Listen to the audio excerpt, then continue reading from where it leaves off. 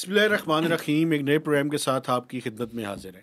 गिलानी साहब, बलूचिस्तान का वाक़या हुआ, बड़ा अंदोनाक वाक़या था।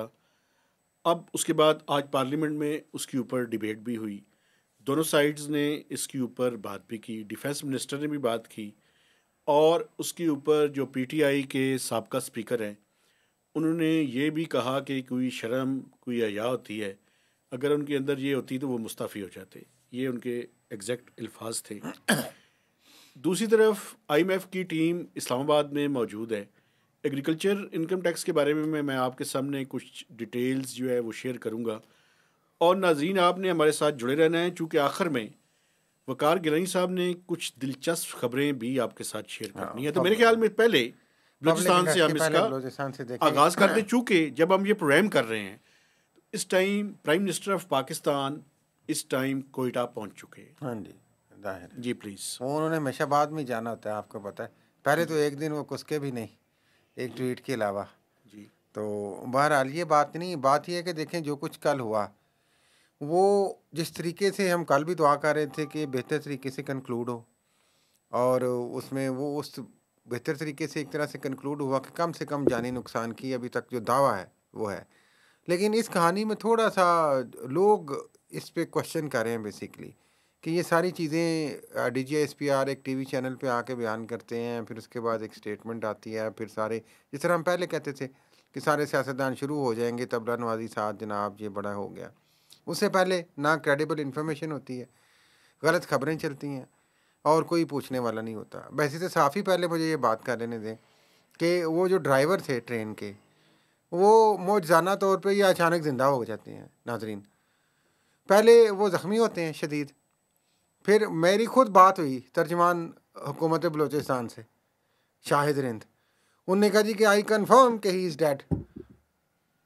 एटलीस्ट मैं उसकी हद तक कन्फर्म कर सकता हूँ, और रात को वो बंदा ज़िंदा हो जाता है। तो ये तो क्रेडिबिलिटी का लेवल है। वज़ीर दाखिला हमारे जो, वो तो बड़े वज़ीर दाखिला तो खैर बड़े हैं ना, तो छोटे वज़ीर दाखिला स्टेट मिनिस्टर कल बोले, हमने उनको अप्रिशिएट भी किया, अच्छी जी बात है। उन्होंने जो टीवी चैनल्स पे कहा 70 से 80 टेररिस्ट, और बहुत बड़ी तादाद ख्वाजा आसिफ डिफेंस मिनिस्टर ने भी बताई। रात को जब डीजीएसपीआर फरमाते हैं तो वो कहते हैं ये 33 टेररिस्ट थे टोटल जी। या तो बहुत सारे भाग गए जो उनके हाथ में नहीं आए। मेरा मकसद ये नहीं 33 ही होंगे, मैं उनकी क्रेडिबिलिटी या उनकी बात को नहीं डाउट कर रहा, लेकिन इससे जो क्रेडिबिलिटी का फ़र्क पड़ता है ना, गैप, देखें उसे क्रेडिबिलिटी आप गैप। मैं एज ए जर्नलिस्ट हूँ और मैंने वो खबर दे दी है शाहिद रिंद साहब के कहने पे, या मैंने तलाल चौधरी को सुन के वो मैंने खबर दे दी है 80 टेररिस्ट हैं। रात को कोई एक और अफसर आके कहता है जनाब इतने बंदे हैं, तो ये क्या बात है यार। आप हम खुद एक तमाशा बने हुए हैं। बीबीसी की रिपोर्ट कुछ और कह रही है, डोचे वाले की रिपोर्ट कुछ और कह रही है, हम वही कह रहे हैं जो आईएसपीआर कह रहा है। दूसरा चीज़ कि इसमें रात को भी उन्होंने ये नहीं बताया कि इसमें कितने 440 मुसाफिर, हमने भी कहा था, तस्दीक हो गई इसकी, कि इसमें कितने सिक्योरिटी ऑफिसर्स सिक्योरिटी फोर्सेस के लोग थे, ये नहीं बताया गया। लेकिन अब ये इतलात आ रही हैं कि ये जो 21 हलाकतें शहादतें हुई हैं उनमें से 19 के करीब कहते हैं जी कि वो सिक्योरिटी फोर्सेस के लोग, लेकिन हमने इनको 21 सिविलियंस मारे गए कह के तो हमने ये कर दिया। अब इसको कौन क्वेश्चन करेगा? इस पे ये कोई प्रेस कॉन्फ्रेंस अगर हो जाती तो क्या बेहतर ना होता कि ये सारे डाउट्स हैं, और जो आपके आई विटनेस अकाउंट देखें मेहताब साहब, अब मैं एज ए जर्नलिस्ट ये सारी बातें कर रहा हूँ, ये लोग भी ये सवाल कर रहे हैं, आई विटनेस अकाउंट कुछ और कह रहा है, आपकी इन्फॉर्मेशन जो आप दे रहे हैं वो कुछ और कह रही है। अब ये भी समझ से बाहर है। तो ये जो इतनी सारे जो झोल है कहानी में, बावजूद इसके कि बड़े एक ऐसन तरीके से, एक मुश्किल तरीके से कम जानी नुकसान के साथ कंक्लूड हुई, और जिसकी इस वाक़या की तो मज़म्मत हमने कल भी की थी कि ये तो इस तरह का वाक़या ना किसी तंजीम को सोचना चाहिए ना करना चाहिए, ये सीधी सीधी दहशत गर्दी है। और उसके बावजूद आप इन्फॉर्मेशन में झोल रखें, ये नहीं समझ में आती बात। वो आपको पता है व्हाट्सएप कम्युनिटी ग्रुप्स हर किसी के हैं, और बीसीओ ग्रुप्स हैं, उनमें बहुत सारी जगहों पे ये इन्फॉर्मेशन शेयर की जा रही है। मसलन फ़लाँ शहर के सपूत के भांजे भतीजे बेटे लांस नाइक हवालदार जो ट्रेन हादसा में शहीद हो गए, उनकी नमाज जनाजा इतने बजे अदा की जाए। तो ये बात हमें बताते हुए क्या मसला है यार? आपकी बात ख़त्म हो गई है, मैं इसको थोड़ा सा आगे बढ़ाऊँ। देखिए हाँ मसला पता है क्या है? मसला ये है कि हमें सबसे पहले मैं समझता हूँ कि इस बात को बयान करना चाहिए और ये कह देनी चाहिए कि वी आर एट वॉर। इस तरह का अटैक मैं समझता हूँ कि बलूचिस्तान का जो मामला है ये APS के वाक़े से कम नहीं है। हाँ, पहली लेकिन बात अल्लाह ये का है, शुक्र है कि उस तरह का जानी नुकसान नहीं जानी हुआ। नुकसान कम हुआ है, लेकिन मैं समझता हूँ कि आप ये देखेंगे अगर पाकिस्तान में ट्रैवलिंग करने वाले लोग भी सेफ नहीं हैं। It was a serious attempt ना जी, और एक और पूरा और आप ये देखें कि एक यानी सिक्योरिटी फोर्सेस के लोग भी उसमें ट्रैवल कर रहे थे। तो एक, और उससे पहले आपने अपने प्रोग्राम में कहा कि एक तरह का थ्रेट भी है, कोई था उस पे भी।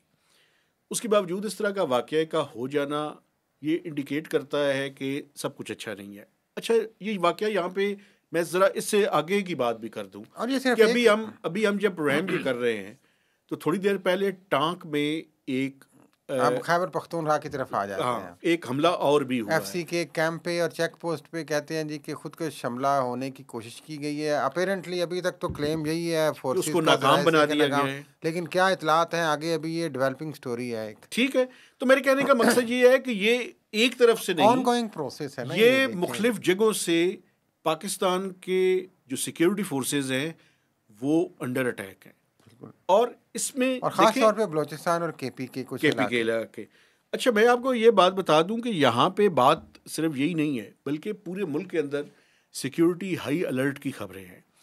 तो हम ये नहीं कहते कि कि हम मुखालफत कर रहे हैं, आपके बारे में ये बातें कर रहे हैं। बेसिकली हम ये कह रहे हैं कि ये जो लूप होल्स हैं, इन लूप होल्स को ख़त्म करें, एक कोहेरेंट किस्म की स्ट्रैटेजी हो, कोई ना कोई कम्युनिकेशन स्ट्रैटेजी भी हो, ताकि आप जो नैरेटिव बिल्ड करना चाहते हैं वो नैरेटिव बिल्ड भी कर सके। और एक बात, हाँ जी, नैरेटिव बिल्डिंग कभी भी झूठ की बुनियाद पे नहीं कायम हो सकती। या इस तरीके से वन साइडेड नहीं होती। यही इस बात को आखिरी इस मौजू पे मैं बात कर लूँ कि आप ये चाहते हैं कि जो आप कह रहे हैं वही कहा जाए, और जो दूसरा कुछ अगर कोई सच भी बोल रहा है, चाहे वो वाई विटनेस है बंदा, और आप उसको रिजेक्ट कर दें, आप उसको दुत्कार दें, आप उसको कहें कि ये प्रोपेगेंडा कर रहा है, ये नहीं होता है। देखें, ऐसे नहीं और होती। इससे जर्नलिज्म ना तबाह करें, इससे हकायक को तबाह ना करें एटलीस्ट यार। बिल्कुल ठीक है। हम पाकिस्तानी हैं, हम पाकिस्तान से मोहब्बत करते हैं। अफवाज पाकिस्तान का जो किरदार है सिक्योरिटी के हवाले से, बॉर्डर के तहफ़्फ़ुज़ के हवाले से, हम उसके साथ हैं। लेकिन ये सच मतलब नहीं बोले, है कि आप, इसका मतलब ये नहीं है कि पोलराइजेशन में आप एक्सट्रीम में चले जाएं, सच बोले, कि जो एक तरफ की सच साइड है वही कभी लेके भी चलते जाएं आप। कौमी मफाद के खिलाफ नहीं कोई होता। काउंटर क्वेश्चन आप कहीं पे नहीं देख रहे पाकिस्तान के मीडिया पे इस हवाले से। इतने ज़्यादा सीरियस डाउट्स हैं इस वाक़े के हकायक के हवाले से। इंटरनेशनल मीडिया को आप देखें जो स्टोरीज आ रही हैं, सच कभी भी कौमी तो मुफाद के खिलाफ नहीं इसमें होता। खुले जी दिल सर, से प्लीज। हमें बात करनी चाहिए और बात सुननी चाहिए और सवाल का जवाब देना चाहिए। कल तो जिस तरह मैंने अर्ज़ की कि मुसलसल मैं कोशिश करता रहूँ एज ए जर्नलिस्ट, स्टोरी करनी थी, लेकिन कोई हुकूमत का एहलकार, कोई पुलिस, कोई जवाब ही नहीं दे रहा इसमें यार। अच्छा, एक और बात भी हो रही है, सबको वो सांप क्यों सूंघ जाता है यार हकायक देने में। एक बात और भी देखें, मैं APS के वाक़े से यानी तादाद में इसका कंपैरिजन नहीं कर रहा, लेकिन ये इतना शदीद किस्म की बात है कि आज मुख्तलिफ पॉलिटिकल पार्टीज़ भी ये बात कर रही हैं, खासकर पार्लियामेंट के अंदर ये बात हुई है कि एक APC जो है वो बुलाई जाए, ताकि with in the parliament, outside the parliament, जितनी भी पॉलिटिकल और रिलीजियस फोर्सेस है पाकिस्तान की, वो एक यूनिफाइड इसके बारे में देखिए, अपना सियासतदानों का अपनाएं। किरदार बदकिस्मती से अब अमली तो रह नहीं गया, सिर्फ तकरीरों की हद तक रह गया है। वो एक स्टूज और टाउट बन चुके हुए हैं इस्टेब्लिशमेंट के, यही नज़र आ रहा है बहुत सारे लोगों को। आप पब्लिक में जाके बात करें तो यही बताते हैं। सवाल ये नहीं है कि आप, मेरा सवाल as a journalist, as a Pakistani ये है कि आप एक इंफॉर्मेशन को कंट्रोल रख के क्या क्या अचीव हासिल करना चाह रहे हैं। फिर आप भी एक एक्सट्रीम पोलराइजेशन का हिस्सा बनना चाह रहे हैं, आप एक वन साइडेड स्टोरी पोर्ट्रे करना चाह रहे हैं। एटलीस्ट आपने फैक्ट्स एंड फिगर्स के हवाले से तो बात होनी चाहिए। मसलन 440 अफराद हैं, मैं आखिरी बात कर लूँ जी। 400, अब आप निकल आई बात, ये खबर चल रही थी ना मीडिया में कि 400 से ज़्यादा अफराद हैं, लेकिन कोई कंफर्म नहीं कर रहा था ऑफिशियली। ये एक फैक्ट है कि ट्रेन की एक रिजर्वेशन शीट बनी, टिकट्स बुक हुई, लोग उसमें जिस तरह प्लेन में होता है, लोग चले गए, ये उसकी हाजिरी शीट है भाई। तो इसको बताने में क्या हर्ज है यार। ठीक बात कर रहे हैं आप, और बात ये है कि आप चीज़ों को ऐसे अंदाज में नैरेटिव बिल्ड करें हम जो ऐसे, कि हम जिसके शायद ऊपर हम ट्रस्ट सेंसिटिविटी हो। के लिहाज से मैनिपुलेट करते हैं, लेकिन उसके जो नताइज हैं बदकिस्मती से पब्लिक के लिए अच्छे नहीं बरामद होते। अच्छा सर, और सियासतदानों को तो आप छोड़ ही देना, उनकी तकरीरें और उनकी डिबेटें मैं वो उसके सिर्फ बावजूद भी तकरीरों पे रह गए हैं। मैं उसके बावजूद भी कोई ये जो अपनी कोई देखें इनकी अहमियत हैसियत नहीं, है ही लार्जर नहीं। कॉन्टेक्स्ट में चीज़ों को देखा करें। मेरा ख्याल ये है कि पॉलिटिकल पार्टीज़ को जो स्पेस वो लूज़ कर चुकी हैं पिछले 5-7 साल में, हाँ जी, वो स्पेस इसी तरह से हासिल हो सकती है कि वो अपने आप को रेलेवेंट करें। वो भाई पहले वो हासिल करने का इरादा, तो आप हासिल ही नहीं करना चाहते उस स्पेस सर को। हमें बात करने की इजाज़त तो दें ना, उन्होंने बात तो हासिल आप कर करें, ली। बातें करने की आपको इजाजत है, देखिए एक काम बात करने की आपने नहीं है। मुझे कहा था कि इस पे मौजू पे बात नहीं करनी, लेकिन मुझे करने दे। आज भी पीटीआई के लोगों को इमरान खान से मुलाकात की इजाज़त नहीं दी गई। तो वो तो मुसलसल नहीं मिल क्यों रही नहीं हो है। रही है? हाँ। क्यों? वाई? पूछे ना जाके अदालतों से वो कितनी आज़ाद है जिन्होंने इजाज़त दी हुई है, और क्यों नहीं मिलने दिया जाता। पीटीआई के लोग गए हैं, आप मुझे ये बताएं कि क्यों नहीं आप मिलने देते? हाँ। या एक बंदे को आपने कैद करके रखा हुआ है आइसोलेशन में यार, एक सियासी सियासी कैदी है, इंतकाम के लिए या किस बात के लिए यार? तो आप मिलने तो देना उसके लोगों से। आपको पता है ये शिबली फराज साहब, उमर अयूब साहब, ये सारे लोग गए, अहमद रजा, उसके अलावा कई दफा जाते हैं ग्रुप बना के। अल्लामा राजा नासिर अब्बास, किसी को मुलाकात की इजाज़त नहीं दी गई। ठीक है। तो ये बेसिकली आप अगर पॉलिटिशियंस अपने आप को रेलेवेंट करना चाहते हैं, जो कि मैं चाहता हूँ आप रेलेवेंट करें, तो मेहरबानी करें ये पॉलिटिकल फोर्सेस जो है ना, ये आज इमरान खान अपोजिशन में हैं, हाँ जी, उनको स्पेस उनके लिए भी क्रिएट करें। सवाए मौलाना फजलुर रहमान के किसी सियासतदान ने ये बात, किसी सियासी जमात ने बात नहीं की कि उनको मुलाकात का हक है, उनको आज़ादी है, उनके राइट्स हैं, उनको जलसा करने दिया जाए पीटीआई को। किसी और ने अभी तक नहीं की। बिल्कुल ठीक कह रहे हैं। अच्छा, दूसरा जो इशू है सर जिसमें मैं बात हाँ करना जी, चाहता IMF हूँ, वाले अब आईएमएफ की टीम जो है उसने प्रोविंसेस के साथ 3-4 सेशंस किए हैं। उन 3-4 सेशंस का मैं आपके सामने अहवाल रखना चाहता हूँ। एक तो ये है कि पाकिस्तान को एक स्ट्रक्चरल बेंचमार्क का वेवर जो है वो चाहिए। उसका ये है कि अक्टूबर में हमने एक लेजिस्लेशन करनी थी चारों सूबाई असम्बलियों ने, और 1 जनवरी से एग्रीकल्चर इनकम टैक्स को लागू करके उसकी कलेक्शन शुरू कर देनी थी। अब प्रॉब्लम ये हुई कि वो स्ट्रक्चरल बेंचमार्क जो है उसका वेवर चाहिए, चूँकि ये सारी की सारी लेजिस्लेशन हुई है जनवरी के अंदर, और इसकी कलेक्शन जो है वो शुरू होगी 1 जुलाई से अगले माली साल के दौरान। इसमें जो बात है वो ये है कि एक तो वेवर की बात है, और लग ये रहा था ये जो सूबाई सूबाई रेवेन्यू डिपार्टमेंट्स हैं उनके लोगों से मेरी बात हुई, तो वो ये कह रहे थे कि बड़ा लीनियट आईएमएफ, बड़ा नर्म था आईएमएफ।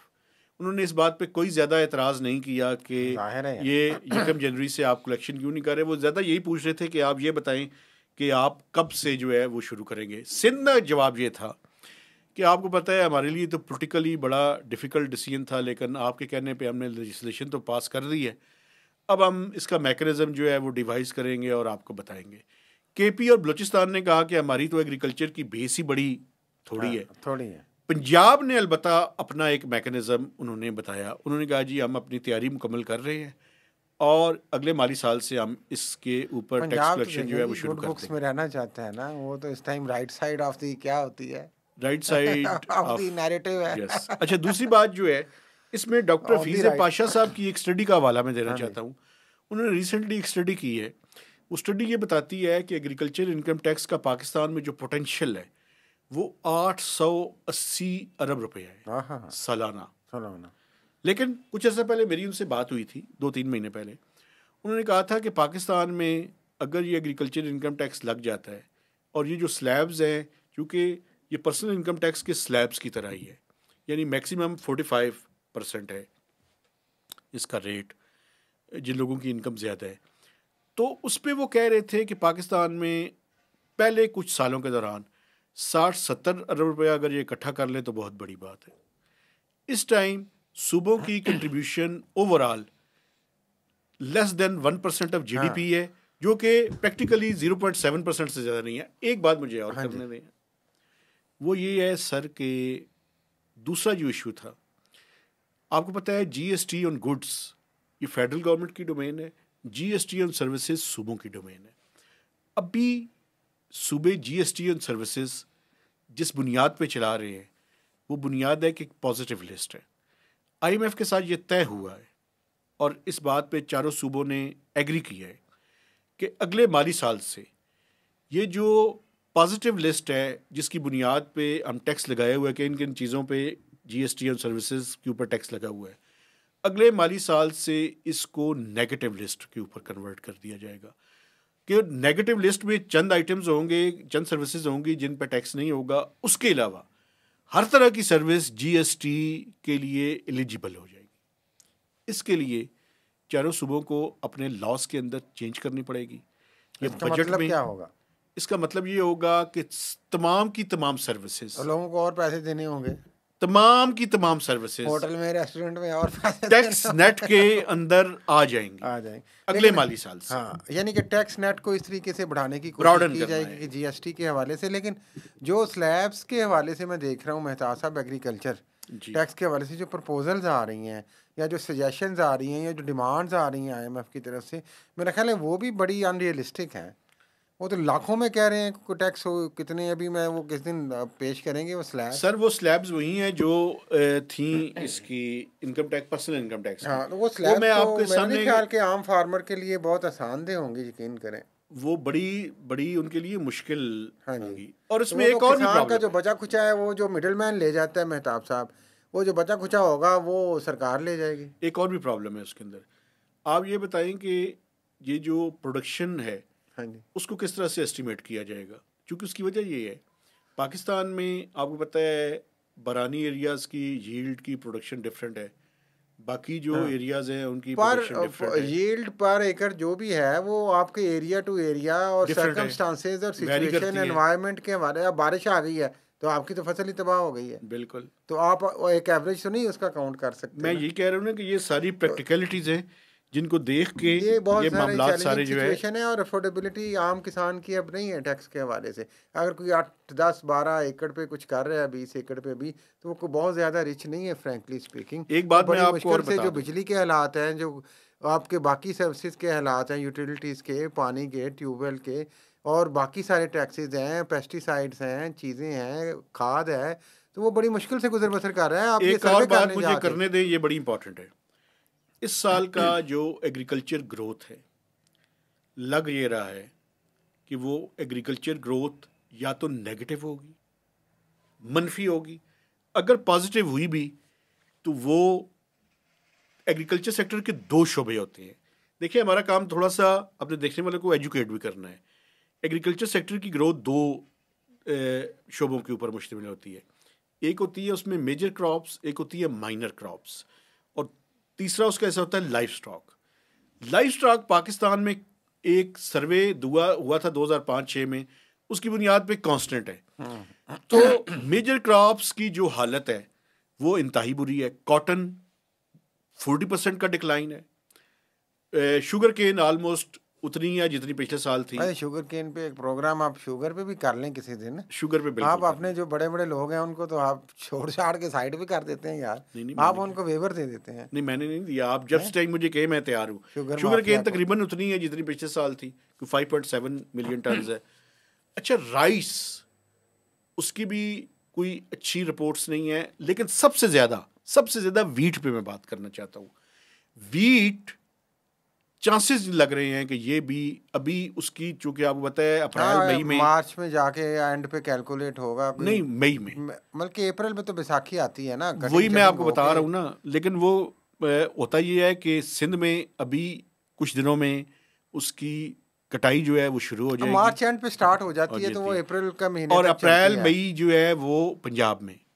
तो मुझे वीट की प्रोडक्शन नेगेटिव नजर है। अच्छा, अगर पॉजिटिव एग्रीकल्चर ग्रोथ की ओवरऑल पॉजिटिव हो भी गई तो वो लाइफ स्टॉक की वजह से होगी और वो बड़ी कम होगी, स्लाइटली पॉजिटिव होगी। ये मैं अभी कह रहा हूँ, मेरे देखने वाले। मतलब क्या हुआ? मतलब ये हुआ कि एग्रीकल्चर की हालत वैसे ही बहुत बुरी है। तो टैक्स ऊपर से टैक्स भी अगले साल से लग रहा है।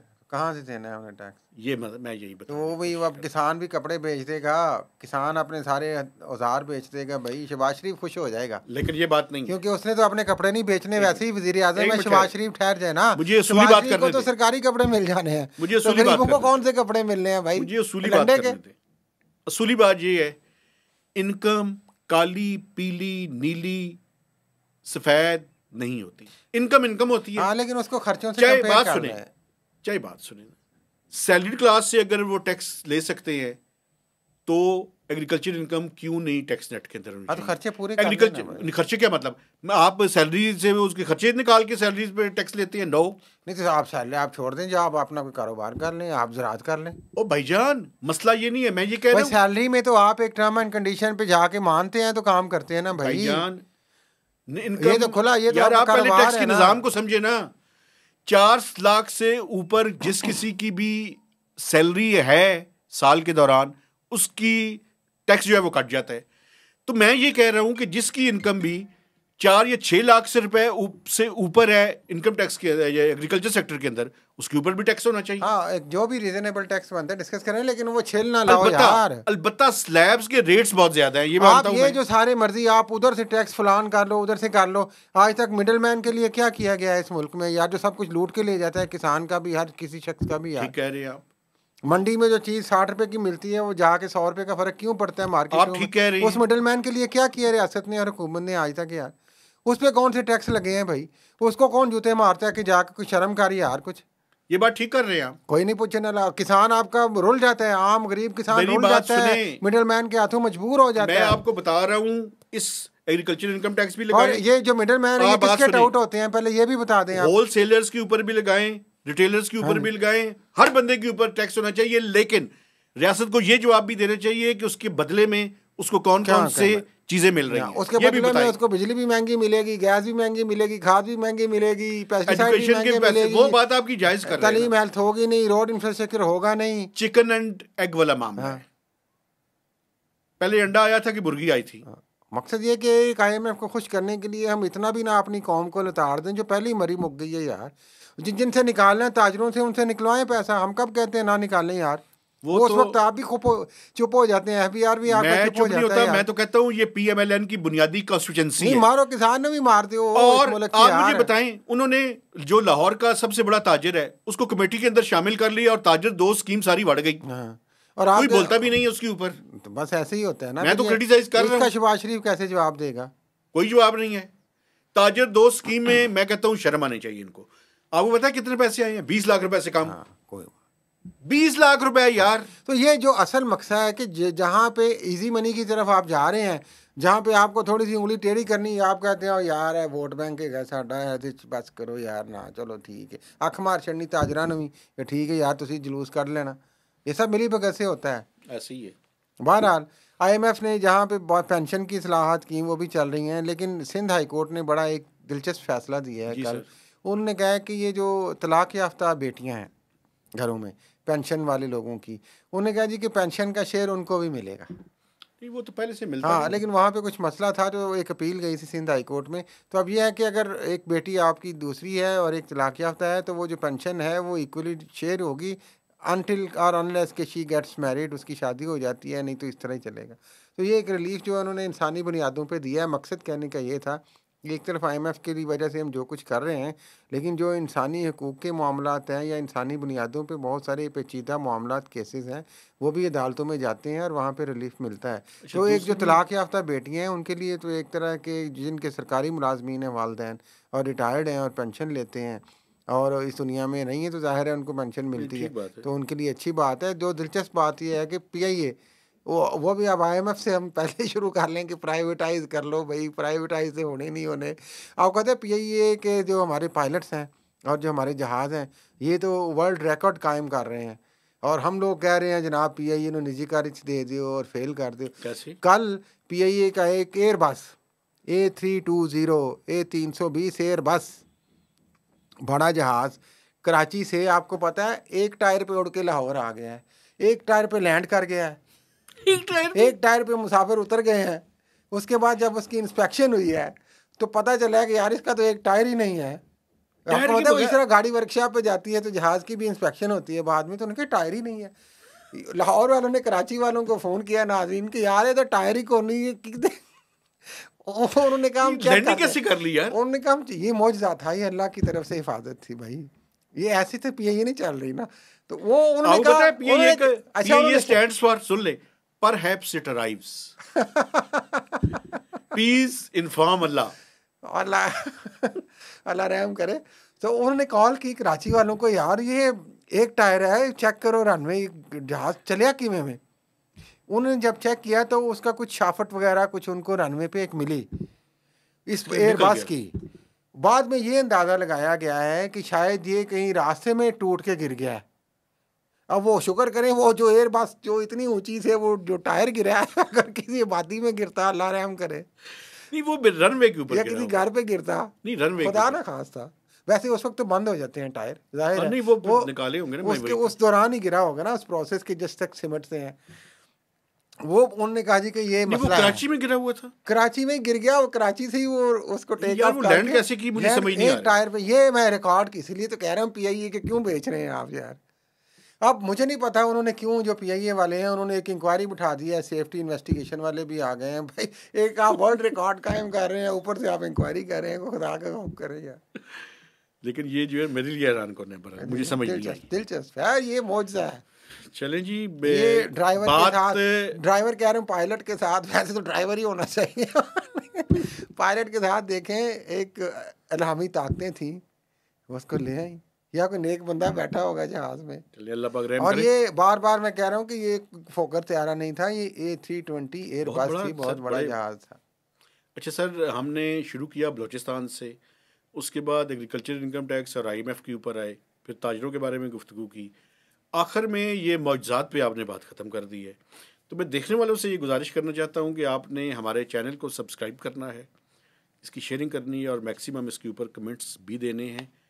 तो फॉर टाइम बीइंग इजाज़त दीजिए, अल्लाह हाफ़िज़।